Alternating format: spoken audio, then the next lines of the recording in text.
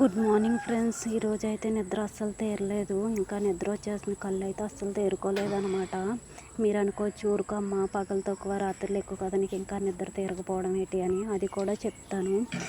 Night 8 కల్లా నిద్రపోతాం కదా, నాకు మధ్యలో 12, 1 గంటకి ఇలా మెలకు వస్తుంది అనమాట. అప్పుడు ఒక 2 అవర్స్ అయినా సరే నాకు నిద్ర రాదు. అదేంటో నాకు అర్థం కాదు. మళ్ళీ కష్టపడి నిద్ర అయ్యేసరికి 5:30 అలారం అయితే మోగేస్తుంది. అలాంటప్పుడు మా నాన్న అంతకంటే ముందే లేపుతాడమ్మా, టీ పెట్టమ్మా, తలనొప్పి వచ్చేస్తుంది అని.